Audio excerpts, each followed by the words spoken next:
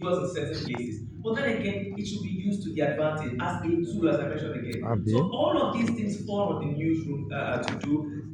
The leaders of the newsroom carry the weight largely of what goes out. Let's remember that the media itself is supposed to be a gatekeeping society for what comes in and what goes out. And largely, I would like to say that we should not be skewed by quickly breaking stories. I think it was the lady from News Now, forgive me if I forgot her name, Radio Now, I beg your pardon, who talked about how journalists cannot defeat proper journalists now cannot defeat citizen journalists in terms of breaking news. What we can do actually is to defeat them in terms of verifying information and the news right now. Because now we have if there's a fire somewhere, before I get there, before I have my people get there, you have about 100 people who will say, happening right now, 10,000 people have died. And unfortunately, that's the news that everybody else carries. I was giving this person sitting close to me a quick example, and I'll wrap up with this. Years ago, when I started as a journalist, well, not when I started, but some years, many years ago, I had my Twitter account, and I opened my account with a certain Twitter handle that was reporting traffic, and I was doing the same thing. I and I were working together, right? And I would go on the streets of Lagos and talk about how traffic is and post on TV. And this certain Twitter handle would reach out to me to get information, and then post. Now, I continued as a broadcast journalist.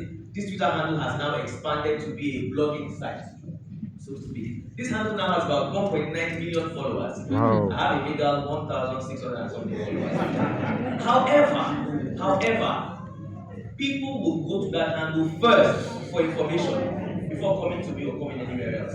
Without realizing that most of what is on that handle is what I have posted or what others have posted. So, or what even you have posted. Many of these places, of these, I'm not disrespect to bloggers, but many of these blogs and Twitter, excuse me, and Twitter handles that we follow, right, would pick what you have posted. They do not have the authenticity, they do not have the training, they do not have the information that proper journalists have. They take what you have posted, post it, they sensationalize what has been put there, and then many of us run there first, to get information. However, I am still of the belief, like the lady equally said, that proper journalists, proper media houses will still be the final destination to go to when you want to get authentic information, and that exactly is where the newsroom will start.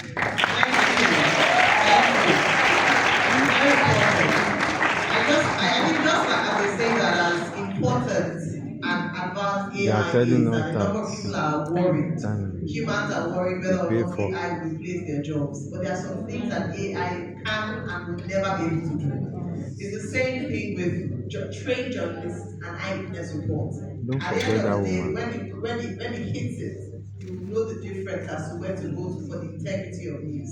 I think just like you were saying, Professor Patrick had mentioned something about suing class action. We really need to sue these bloggers that just sensationalize because in Nigeria just say leave them, leave them, leave them. We need to make some of them an example so that they don't spoil the hard work that a lot of us in this room have done. Now let me move to our virtual panelists. I'm sure that you've gained so much and just enjoyed the conversation thus far. I just again recognize all our participants who are not physically in this room but are virtually or joining us virtually. Thank you so much. Don't forget you can send your own questions or contributions through the designated Q&A link. And let's go to Ms. Khadija El Usman first of all. Paradigm Initiative